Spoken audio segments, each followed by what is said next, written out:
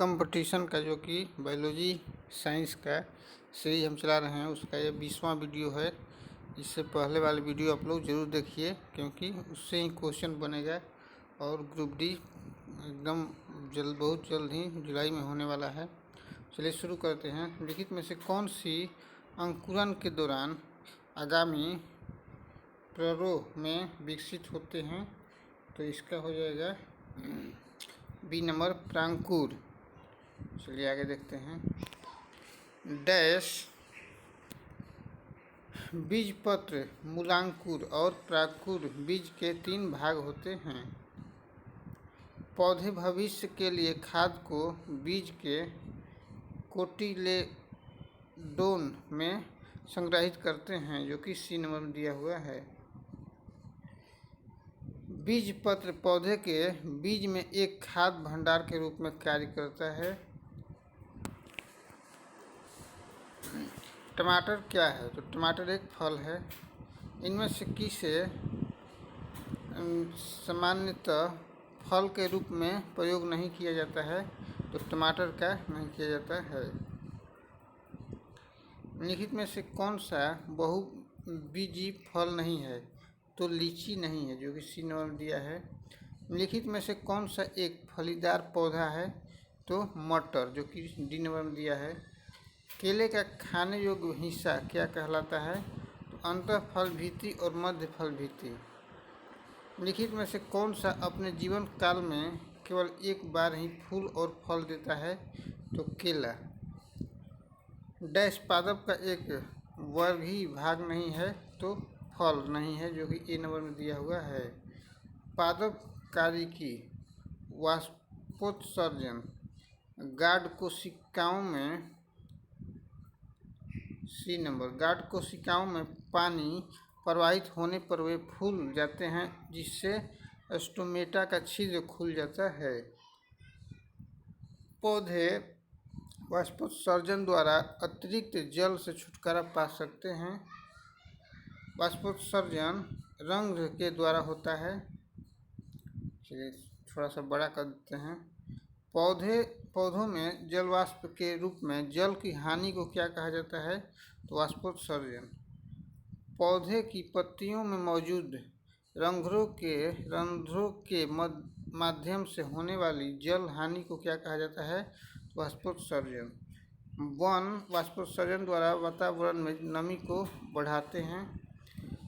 उच्च आर्द्रता स्थितियों में वाष्पोत्सर्जन कम हो जाता है। चलिए आगे देखते हैं। पौधे की पत्तियों से पानी के वाष्पीकरण को क्या कहते हैं? तो ट्रांसपीरेशन कहते हैं। पौधों में वाष्पोत्सर्जन अवशोषण और ऊपरी गतिविधि में जड़ों से पत्तियों तक पानी और खनिजों के संचरण में मदद करता है। अब देखते हैं प्रकाश संश्लेषण। गन्ने के पौधे सूर्य प्रकाश को रासायनिक ऊर्जा में बदलने वाले प्रभावी परिवर्तकों में से एक है। प्रकाश संश्लेषण के लिए किस गैस की आवश्यकता होती है? कार्बन डाइऑक्साइड की। प्रकाश संश्लेषण के लिए आवश्यक 4 मूलभूत तत्वों में क्लोरोफिल, सूर्य का प्रकाश, कार्बन डाइऑक्साइड और पानी शामिल है। प्रकाश संश्लेषण की दर लाल रंग की रंग अधिकतम होती है, तो लाल रंग में। कैक्टस जैसे मरुस्थलीय पौधे का कौन सा भाग प्रकाश संश्लेषण की प्रक्रिया करता है? तो तना। प्रकाश संश्लेषण प्रकाश की उपस्थिति से होता है। किस रंग के प्रकाश की रेंज प्रकाश संश्लेषण की दर को सबसे कम प्रभावित करती है? तो इसका हो जाएगा हरा रंग। इनमें से कौन सी अधिकांश कोशिकीय प्रक्रियाओं के लिए ऊर्जा मापन की इकाई है? तो इसका हो जाएगा एडीपी, जो कि डी नंबर में दिया हुआ है, एडीपी। पौधों में ऊर्जा का अनंतिम स्रोत क्या है? तो सूर्य का प्रकाश। लिखित में से किसे स्टार्च के रूप में संग्रहित किया जाता है, जिससे पौधे की आवश्यकता के अनुसार आंतरिक ऊर्जा संग्रह के रूप में उपयोग किया जाता है, तो इसका हो जाएगा कार्बोहाइड्रेट। प्रकाश संश्लेषण के दौरान बने उत्पाद कौन से हैं? तो ग्लूकोज, जल और ऑक्सीजन। प्रकाश संश्लेषण की प्रक्रिया में पौधे किस ऊर्जा का उपयोग करते हैं? तो सौर ऊर्जा का। प्रकाश संश्लेषण पौधे के किस भाग में होता है? तो इसका हो जाएगा बी नंबर, पत्ती और क्लोरोप्लास्ट की मौजूदगी वाले अन्य भागों में। स्वचालित परपोषित पोषण की एक पद्धति नहीं है, जो कि सी नंबर में दिया हुआ है। निम्नलिखित में से कौन सी प्रक्रिया कार्बन डाइऑक्साइड वातावरण से हटाती है? तो प्रकाश संश्लेषण, जो कि ये नंबर में दिया हुआ है। किस प्रक्रिया में ऑक्सीजन वायु में मुक्त होती है? तो प्रकाश संश्लेषण में। प्रकाश संश्लेषण की प्रक्रिया में जारी होने वाला ऑक्सीजन कहाँ से आता है? तो पानी से। फोटोसिंथेसिस के किस स्तर पर ग्लूकोज का निर्माण होता है? तो केल्विन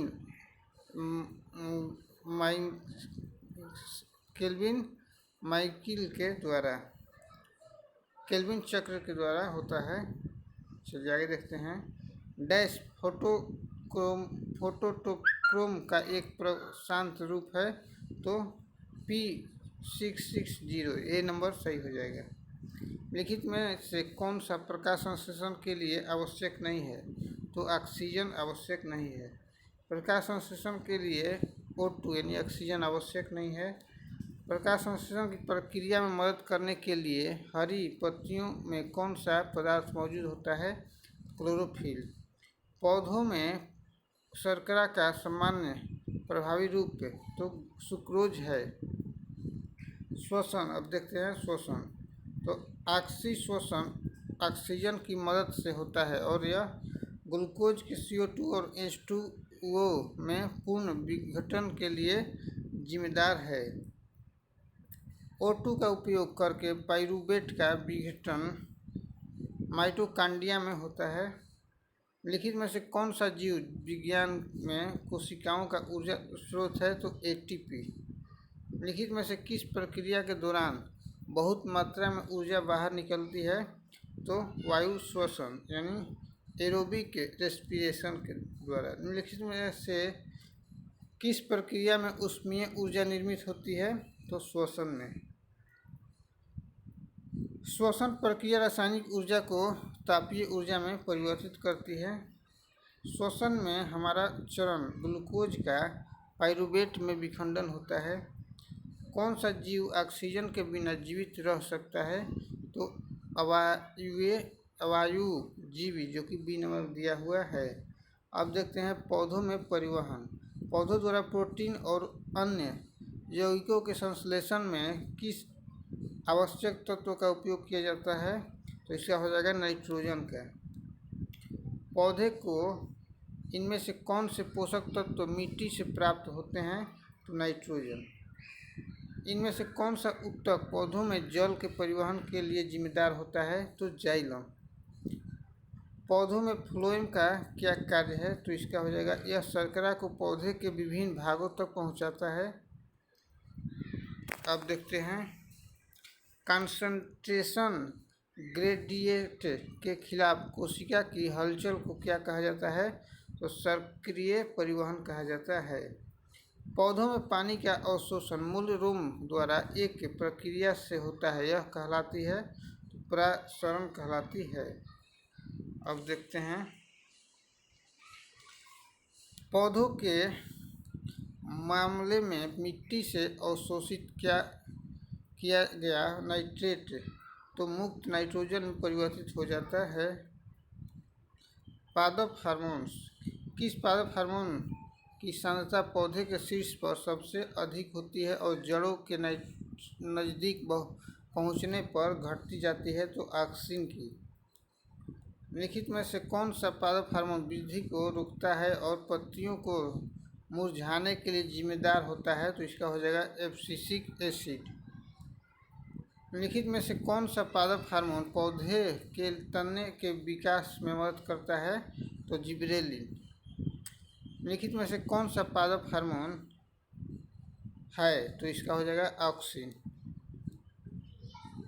फाइटो हार्मोन क्या है तो इसका हो जाएगा सी नंबर, प्रकाश संश्लेषण के लिए इस्तेमाल किए जाने वाले पदार्थ।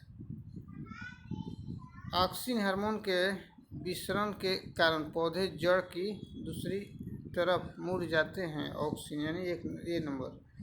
पौधों में बौनापन निम्नलिखित में से किसके उपचार द्वारा नियंत्रित किया जा सकता है तो जिबरेलिन अम्ल के द्वारा। वृद्धि हार्मोन कार्य करता है तो इसका हो जाएगा हमेशा विकास प्रोत्साहक के रूप में, जो कि डी नंबर दिया हुआ है। पौधों का सार्वभौमिक प्राकृतिक ऑक्सीजन है तो इसका हो जाएगा ए नंबर IBA है।